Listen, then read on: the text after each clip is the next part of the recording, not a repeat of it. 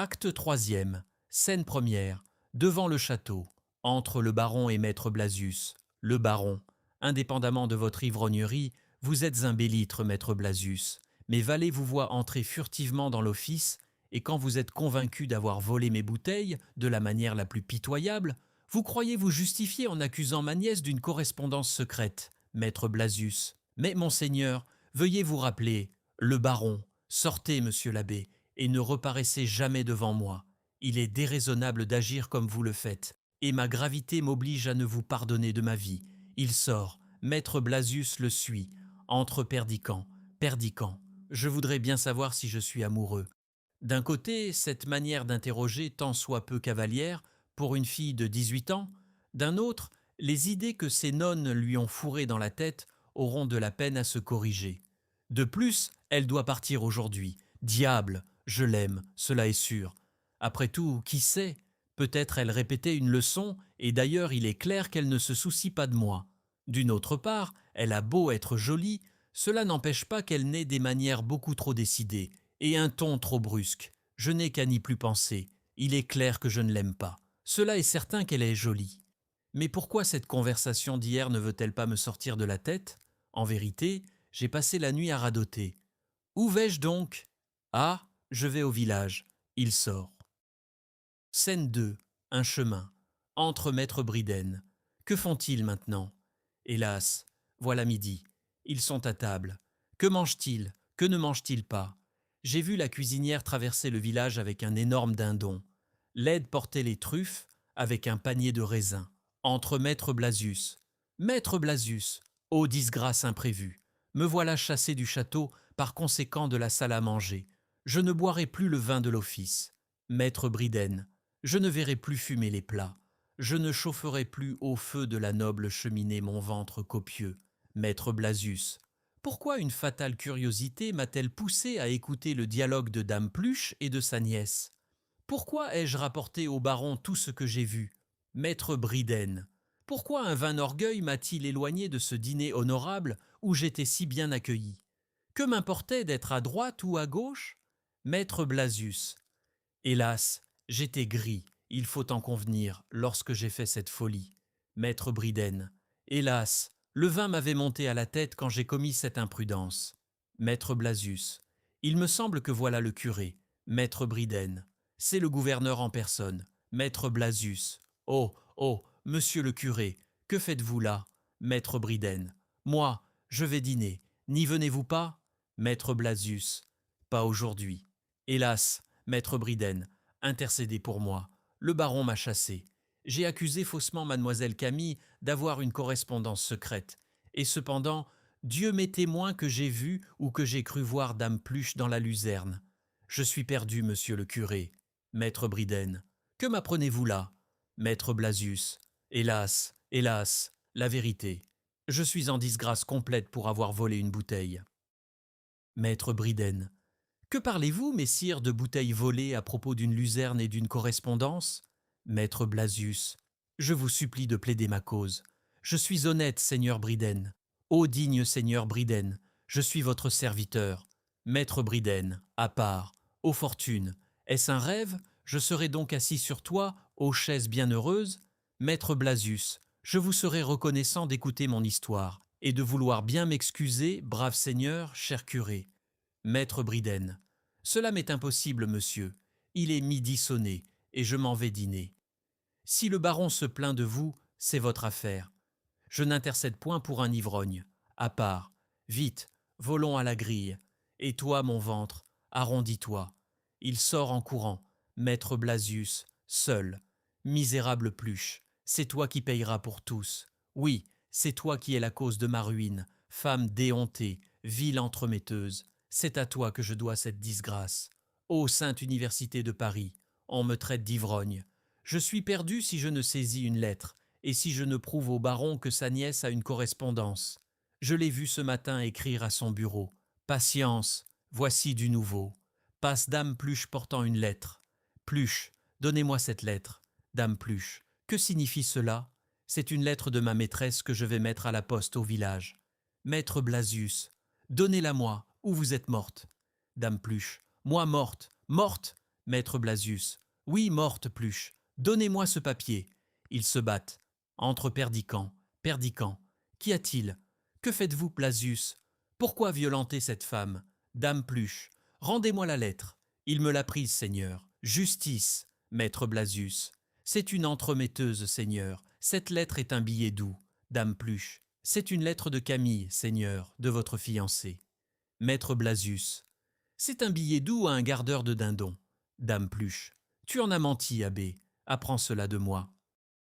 Perdican. Donnez-moi cette lettre. Je ne comprends rien à votre dispute. Mais en qualité de fiancé de Camille, je m'arroge le droit de la lire. Il lit. À la sœur Louise, au couvent de... À part. Quelle maudite curiosité me saisit malgré moi. Mon cœur bat avec force, et je ne sais ce que j'éprouve. Retirez-vous, dame Pluche. Vous êtes une digne femme, et maître Blasius est un sot. Allez dîner, je me charge de mettre cette lettre à la poste. Sortent maître Blasius et dame Pluche. Perdican seul. Que ce soit un crime d'ouvrir une lettre, je le sais trop bien pour le faire. Que peut dire Camille à cette sœur? Suis-je donc amoureux? Quel empire a donc pris sur moi cette singulière fille pour que les 3 mots écrits sur cette adresse me fassent trembler la main?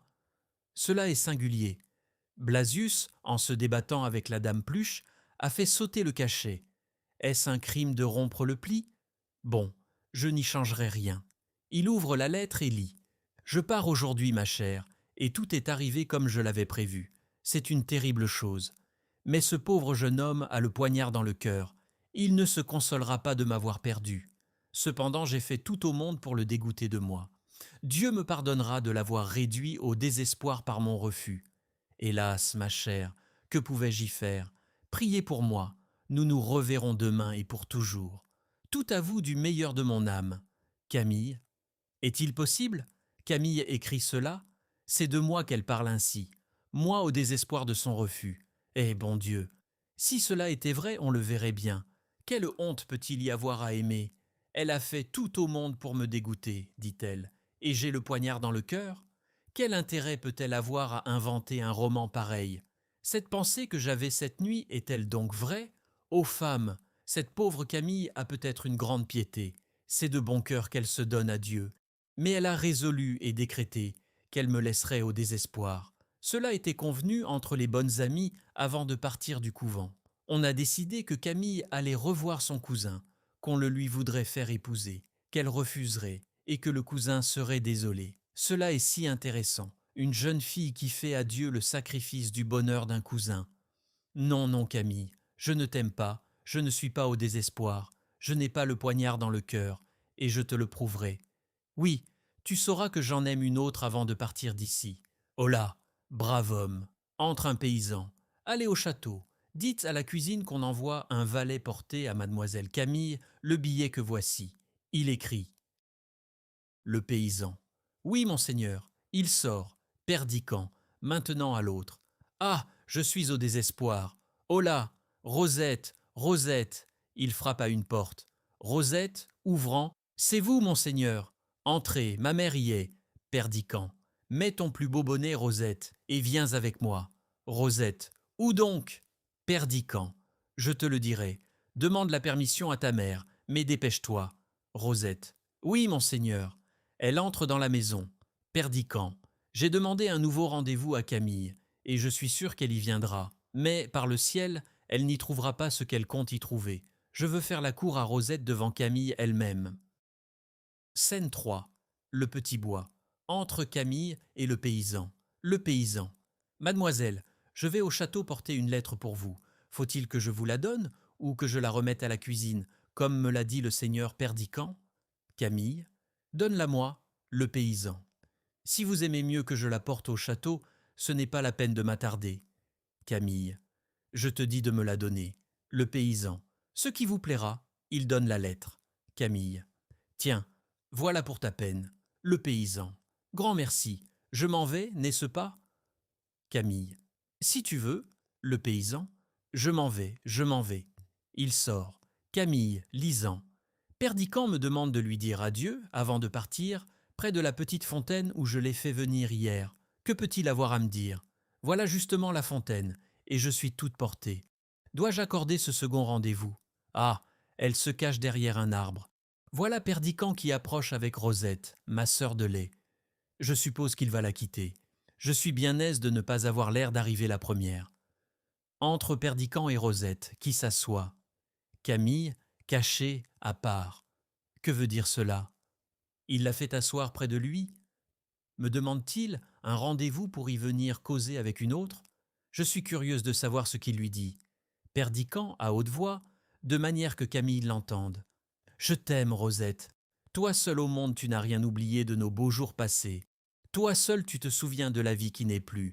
Prends ta part de ma vie nouvelle. Donne-moi ton cœur, cher enfant. Voilà le gage de notre amour. Il lui pose sa chaîne sur le cou. Rosette, vous me donnez votre chaîne d'or? Perdican, regarde à présent cette bague. Lève-toi et approchons-nous de cette fontaine. Nous vois-tu tous les deux dans la source, appuyés l'un sur l'autre? Vois-tu tes beaux yeux près des miens, ta main dans la mienne? Regarde tout cela s'effacer. Il jette sa bague dans l'eau. Regarde comme notre image a disparu. La voilà qui revient peu à peu. L'eau qui s'était troublée reprend son équilibre. Elle tremble encore. De grands cercles noirs courent à sa surface. Patience, nous reparaissons. Déjà je distingue de nouveau tes bras enlacés dans les miens. Encore une minute, et il n'y aura plus une ride sur ton joli visage. Regarde, c'était une bague que m'avait donnée Camille. Camille, à part. Il a jeté ma bague dans l'eau, Perdican. Sais-tu ce que c'est que l'amour, Rosette? Écoute, le vent se tait. La pluie du matin roule en perles sur les feuilles séchées que le soleil ranime. Par la lumière du ciel, par le soleil que voilà, je t'aime. Tu veux bien de moi, n'est-ce pas? On n'a pas flétri ta jeunesse? On n'a pas infiltré dans ton sang vermeil les restes d'un sang affadi? Tu ne veux pas te faire religieuse? Te voilà jeune et belle dans les bras d'un jeune homme. Ô Rosette, Rosette, sais-tu ce que c'est que l'amour? Rosette, hélas, monsieur le docteur, je vous aimerai comme je pourrai. Perdican, oui, comme tu pourras, et tu m'aimeras mieux, tout docteur que je suis et toute paysanne que tu es. Que ces pâles statues fabriquées par les nonnes, qui ont la tête à la place du cœur, et qui sortent des cloîtres pour venir répandre dans la vie l'atmosphère humide de leurs cellules. Tu ne sais rien, tu ne lirais pas dans un livre la prière que ta mère t'apprend, comme elle l'a apprise de sa mère, tu ne comprends même pas le sens des paroles que tu répètes, quand tu t'agenouilles au pied de ton lit. Mais tu comprends bien que tu pries, et c'est tout ce qu'il faut à Dieu. Rosette, comme vous me parlez, monseigneur.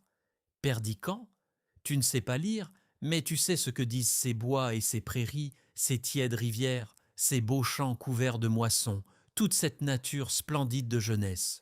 Tu reconnais tous ces milliers de frères, et moi pour l'un d'entre eux. Lève-toi, tu seras ma femme, et nous prendrons racine ensemble dans la sève du monde tout-puissant. Il sort avec Rosette. Scène 4. Entre le cœur. Il se passe assurément quelque chose d'étrange au château. Camille a refusé d'épouser Perdican. Elle doit retourner aujourd'hui au couvent dont elle est venue.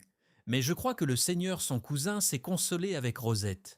Hélas, la pauvre fille ne sait pas quel danger elle court en écoutant les discours d'un jeune et galant seigneur. Dame Pluche entrant. Vite, vite, concèle mon âne. Le cœur.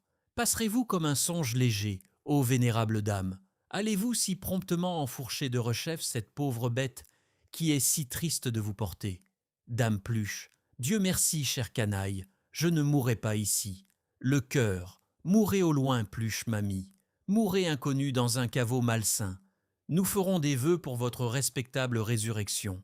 Dame Pluche, voici ma maîtresse qui s'avance. À Camille qui entre. Chère Camille, tout est prêt pour notre départ. Le baron a rendu ses comptes, et mon âne est batté. Camille, allez au diable, vous et votre âne, je ne partirai pas aujourd'hui. Elle sort. Le cœur. Que veut dire ceci? Dame Pluche est pâle de terreur, ses faux cheveux tentent de se hérisser, sa poitrine siffle avec force et ses doigts s'allongent en se crispant. Dame Pluche, Seigneur Jésus, Camille a juré, elle sort. Scène 5. Entre le baron et Maître Briden. Maître Briden. Seigneur, il faut que je vous parle en particulier. Votre fils fait la cour à une fille du village. Le baron. C'est absurde, mon ami. Maître Briden. Je l'ai vu distinctement passer dans la bruyère en lui donnant le bras. Il se penchait à son oreille et lui promettait de l'épouser. Le baron. Cela est monstrueux. Maître Briden. Soyez-en convaincus, il lui a fait un présent considérable que la petite a montré à sa mère. Le baron. Ô ciel! Considérable, Bryden? En quoi considérable? Maître Bryden. Pour le poids et pour la conséquence. C'est la chaîne d'or qu'il portait à son bonnet. Le baron. Passons dans mon cabinet. Je ne sais à quoi m'en tenir. Ils sortent. Scène 6. La chambre de Camille. Entre Camille et Dame Pluche. Camille. Il a pris ma lettre, dites-vous? Dame Pluche. Oui, mon enfant, il s'est chargé de la mettre à la poste. Camille. Allez au salon, Dame Pluche, et faites-moi le plaisir de dire à Perdican que je l'attends ici. Dame Pluche sort. Il a lu ma lettre, cela est certain. Sa scène du bois est une vengeance, comme son amour pour Rosette. Il a voulu me prouver qu'il en aimait une autre que moi et jouer l'indifférent malgré son dépit. Est-ce qu'il m'aimerait par hasard? Elle lève la tapisserie. Es-tu là, Rosette? Rosette, entrant. Oui, puis-je entrer? Camille. Écoute-moi, mon enfant. Le seigneur Perdican ne te fait-il pas la cour? Rosette. Hélas, oui. Camille. Que penses-tu de ce qu'il t'a dit ce matin? Rosette. Ce matin? Où donc? Camille. Ne fais pas l'hypocrite. Ce matin à la fontaine, dans le petit bois. Rosette. Vous m'avez donc vue? Camille. Pauvre innocente. Non, je ne t'ai pas vue. Il t'a fait de beaux discours, n'est-ce pas? Gageons qu'il t'a promis de t'épouser. Rosette. Comment le savez-vous? Camille. Qu'importe comment je le sais. Crois-tu à ces promesses, Rosette? Rosette. Comment n'y croirais-je pas? Il me tromperait donc? Pourquoi faire? Camille. Perdican ne t'épousera pas, mon enfant? Rosette. Hélas, je n'en sais rien. Camille. Tu l'aimes, pauvre fille. Il ne t'épousera pas. Et la preuve, je vais te la donner. Rentre derrière ce rideau. Tu n'auras qu'à prêter l'oreille et à venir quand je t'appellerai. Rosette sort. Camille. Moi qui croyais faire un acte de vengeance, ferais-je un acte d'humanité? La pauvre fille a le cœur pris. Entre Perdican. Bonjour, cousin, asseyez-vous. Perdican. Quelle toilette, Camille? À qui en voulez-vous? Camille. À vous, peut-être. Je suis fâché de n'avoir pu me rendre au rendez-vous que vous m'avez demandé. Vous aviez quelque chose à me dire? Perdican à part. Voilà, sur ma vie, un petit mensonge assez gros pour un agneau sans tache. Je l'ai vu derrière un arbre écouter la conversation. Oh, je n'ai rien à vous dire qu'un adieu, Camille. Je croyais que vous partiez. Cependant, votre cheval est à l'écurie, et vous n'avez pas l'air d'être en robe de voyage. Camille. J'aime la discussion. Je ne suis pas bien sûr de ne pas avoir eu envie de me quereller encore avec vous. Perdican. À quoi sert de se quereller quand le raccommodement est impossible? Le plaisir des disputes, c'est de faire la paix. Camille. Êtes-vous convaincu que je ne veuille pas la faire? Perdican. Ne raillez pas, je ne suis pas de force à vous répondre. Camille.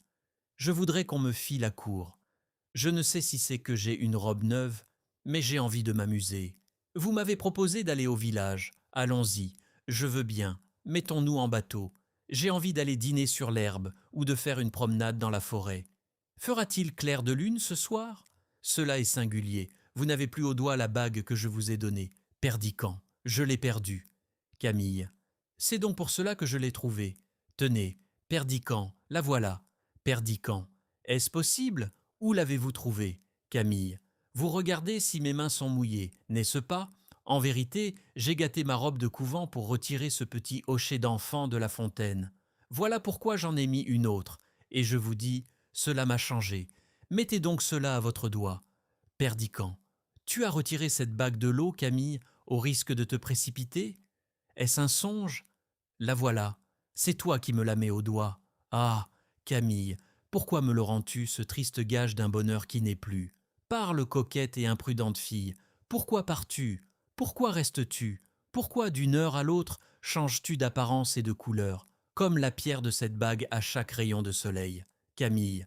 Connaissez-vous le cœur des femmes? Perdican? Êtes-vous sûr de leur inconstance? Et savez-vous si elles changent réellement de pensée en changeant quelquefois de langage? Il y en a qui disent que non. Sans doute, il nous faut souvent jouer un rôle, souvent mentir. Vous voyez que je suis franche. Mais êtes-vous sûr que tout mente dans une femme lorsque sa langue ment? Avez-vous bien réfléchi à la nature de cet être faible et violent? à la rigueur avec laquelle on le juge, aux principes qu'on lui impose, et qui sait si, forcé à tromper par le monde, la tête de ce petit être sans cervelle ne peut pas y prendre plaisir, et mentir quelquefois par passe-temps, par folie, comme elle ment par nécessité. Perdican, je n'entends rien à tout cela, et je ne mens jamais. Je t'aime, Camille, voilà tout ce que je sais. Camille, vous dites que vous m'aimez, et vous ne mentez jamais? Perdican, jamais. Camille, en voilà une qui dit pourtant que cela vous arrive quelquefois. Elle lève la tapisserie. Rosette paraît dans le fond, évanouie sur une chaise. Que répondrez-vous à cet enfant, Perdican, lorsqu'elle vous demandera compte de vos paroles? Si vous ne mentez jamais, d'où vient donc qu'elle s'est évanouie en vous entendant me dire que vous m'aimez? Je vous laisse avec elle. Tâchez de la faire revenir. Elle veut sortir. Perdican. Un instant, Camille, écoutez-moi. Camille, que voulez-vous me dire? C'est à Rosette qu'il faut parler. Je ne vous aime pas, moi. Je n'ai pas été chercher par dépit cette malheureuse enfant au fond de sa chaumière pour en faire un appât, un jouet. Je n'ai pas répété imprudemment devant elle des paroles brûlantes adressées à une autre. Je n'ai pas feint de jeter au vent pour elle le souvenir d'une amitié chérie. Je ne lui ai pas mis ma chaîne au cou. Je ne lui ai pas dit que je l'épouserais. Perdican, écoutez-moi, écoutez-moi. Camille, n'as-tu pas souri tout à l'heure quand je t'ai dit que je n'avais pu aller à la fontaine? Eh bien, oui, j'y étais et j'ai tout entendu. Mais Dieu m'en est témoin. Je ne voudrais pas y avoir parlé comme toi. Que feras-tu de cette fille-là maintenant, quand elle viendra, avec tes baisers ardents sur les lèvres, te montrer en pleurant la blessure qu'il lui a faite? Tu as voulu te venger de moi, n'est-ce pas, et me punir d'une lettre écrite à mon couvent? Tu as voulu me lancer à tout prix quelque trait qui pût m'atteindre, et tu comptais pour rien que ta flèche empoisonnée traversât cet enfant, pourvu qu'elle me frappât derrière elle. Je m'étais vanté de t'avoir inspiré quelque amour, de te laisser quelque regret. Cela t'a blessé dans ton noble orgueil? Eh bien, apprends-le de moi. Tu m'aimes, entends-tu? Mais tu épouseras cette fille, ou tu n'es qu'un lâche. Perdican, oui, je l'épouserai, Camille, et tu feras bien. Perdican, très bien, et beaucoup mieux qu'en t'épousant toi-même. Qu'y a-t-il, Camille, qui t'échauffe si fort? Cette enfant s'est évanouie. Nous la ferons bien revenir. Il ne faut pour cela qu'un flacon de vinaigre. Tu as voulu me prouver que j'avais menti une fois dans ma vie. Cela est possible, mais je te trouve hardi de décider à quel instant. Viens, aide-moi à secourir Rosette. Ils sortent. Scène 7. Le baron et Camille. Le baron. Si cela se fait, je deviendrai fou. Camille. Employez votre autorité. Le baron. Je deviendrai fou, et je refuserai mon consentement, voilà qui est certain. Camille. Vous devriez lui parler et lui faire entendre raison. Le baron. Cela me jettera dans le désespoir pour tout le carnaval, et je ne paraîtrai pas une fois à la cour. C'est un mariage disproportionné. Jamais on n'a entendu parler d'épouser la sœur de lait de sa cousine. Cela passe toute espèce de borne. Camille. Faites-le appeler, et dites-lui nettement que ce mariage vous déplaît. Croyez-moi, c'est une folie, et il ne résistera pas. Le baron. Je serai vêtu de noir cet hiver. Tenez-le pour assuré. Camille. Mais parlez-lui, au nom du ciel. C'est un coup de tête qu'il a fait. Peut-être n'est-il déjà plus temps. S'il en a parlé, il le fera. Le baron. Je vais m'enfermer pour m'abandonner à ma douleur. Dites-lui, s'il me demande, que je suis enfermé et que je m'abandonne à ma douleur de le voir épouser une fille sans nom. Il sort. Camille. Ne trouverai-je pas ici un homme de cœur? En vérité, quand on en cherche, on est effrayé de sa solitude. Entre Perdican. Eh bien, cousin, à quand le mariage? Perdican. Le plus tôt possible. J'ai déjà parlé au notaire, au curé et à tous les paysans. Camille. Vous comptez donc réellement que vous épouserez Rosette? Perdican. Assurément. Camille. Qu'en dira votre père? Perdican. Tout ce qu'il voudra. Il me plaît d'épouser cette fille. C'est une idée que je vous dois et je m'y tiens. Faut-il vous répéter les lieux communs les plus rebattus sur sa naissance et sur la mienne? Elle est jeune et jolie et elle m'aime. C'est plus qu'il n'en faut pour être 3 fois heureux. Qu'elle ait de l'esprit ou qu'elle n'en ait pas, j'aurais pu trouver pire. On criera, on raillera, je m'en lave les mains. Camille. Il n'y a rien là de risible. Vous faites très bien de l'épouser. Mais je suis fâché pour vous d'une chose, c'est qu'on dira que vous l'avez fait par dépit. Perdican. Vous êtes fâché de cela? Oh, que non. Camille. Si j'en suis vraiment fâché pour vous. Cela fait du tort à un jeune homme de ne pouvoir résister à un moment de dépit. Perdican. Soyez-en donc fâché. Quant à moi, cela m'est bien égal. Camille. Mais vous n'y pensez pas. C'est une fille de rien. Perdican. Elle sera donc de quelque chose lorsqu'elle sera ma femme. Camille. Elle vous ennuiera avant que le notaire ait mis son habit neuf et ses souliers pour venir ici. Le cœur vous lèvera au repas de noces, et le soir de la fête, vous lui ferez couper les mains et les pieds, comme dans les contes arabes, parce qu'elle sentira le ragoût. Perdican. Vous verrez que non. Vous ne me connaissez pas. Quand une femme est douce et sensible, fraîche, bonne et belle, je suis capable de me contenter de cela. Oui, en vérité, jusqu'à ne pas me soucier de savoir si elle parle latin. Camille. Il est à regretter qu'on ait dépensé tant d'argent pour vous l'apprendre. C'est 3000 écus de perdus. Perdican. Oui, on aurait mieux fait de les donner aux pauvres. Camille. Ce sera vous qui vous en chargerez, du moins pour les pauvres d'esprit. Perdican. Et ils me donneront en échange le royaume des cieux, car il est à eux. Camille. Combien de temps durera cette plaisanterie? Perdican. Quelle plaisanterie? Camille. Votre mariage avec Rosette. Perdican. Bien peu de temps. Dieu n'a pas fait de l'homme une œuvre de durée. 30 ou 40 ans tout au plus. Camille. Je suis curieuse de danser à vos noces. Perdican. Écoutez-moi, Camille. Voilà un ton de persiflage qui est hors de propos. Camille. Il me plaît trop pour que je le quitte. Perdican. Je vous quitte donc vous-même, car j'en ai tout à l'heure assez. Camille. Allez-vous chez votre épousée? Perdican. Oui, j'y vais de ce pas. Camille. Donnez-moi donc le bras, j'y vais aussi. Entre Rosette. Perdican. Te voilà, mon enfant. Viens, je veux te présenter à mon père. Rosette, se mettant à genoux. Monseigneur, je viens vous demander une grâce. Tous les gens du village à qui j'ai parlé ce matin m'ont dit que vous aimiez votre cousine, et que vous ne m'avez fait la cour que pour vous divertir tous deux. On se moque de moi quand je passe, et je ne pourrai plus trouver de mari dans le pays, après avoir servi de risée à tout le monde. Permettez-moi de vous rendre le collier que vous m'avez donné, et de vivre en paix chez ma mère. Camille, tu es une bonne fille, Rosette. Garde ce collier, c'est moi qui te le donne, et mon cousin prendra le mien à la place. Quant à un mari, n'en sois pas embarrassé, je me charge de t'en trouver un. Perdican. Cela n'est pas difficile, en effet. Allons, Rosette, viens que je te mène à mon père. Camille. Pourquoi? Cela est inutile. Perdican. Oui, vous avez raison. Mon père nous recevrait mal. Il faut laisser passer le premier moment de surprise qu'il a éprouvé. Viens avec moi, nous retournerons sur la place. Je trouve plaisant qu'on dise que je ne t'aime pas quand je t'épouse. Pardieu, nous les ferons bien taire. Il sort avec Rosette. Camille. Que se passe-t-il donc en moi? Il l'emmène d'un air bien tranquille. Cela est singulier. Il me semble que la tête me tourne. Est-ce qu'il l'épouserait tout de bon? Oh là! Dame Pluche, n'y a-t-il donc personne ici? Entre un valet. Courez après le seigneur Perdican. Dites-lui vite qu'il remonte ici. J'ai à lui parler. Le valet sort. Mais qu'est-ce donc que tout cela? Je n'en puis plus. Mes pieds refusent de ne soutenir. Rentre, Perdican. Perdican. Vous m'avez demandé, Camille? Camille. Non, non. Perdican. En vérité, vous voilà pâle. Qu'avez-vous à me dire? Vous m'avez fait rappeler pour me parler? Camille. Non, non. Ô Seigneur Dieu. Elle sort. Scène 8. Un oratoire. Entre Camille, elle se jette au pied de l'autel. M'avez-vous abandonné, ô mon Dieu? Vous le savez, lorsque je suis venu, j'avais juré de vous être fidèle. Quand j'ai refusé de devenir l'épouse d'un autre que vous, j'ai cru parler sincèrement devant vous et ma conscience. Vous le savez, mon père. Ne voulez-vous donc plus de moi? Oh, pourquoi faites-vous mentir la vérité elle-même?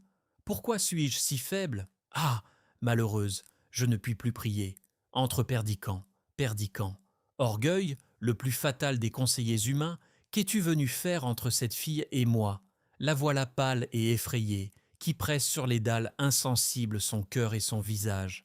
Elle aurait pu m'aimer, et nous étions nés l'un pour l'autre. Qu'es-tu venu faire sur nos lèvres, orgueil, lorsque nos mains n'allaient se joindre?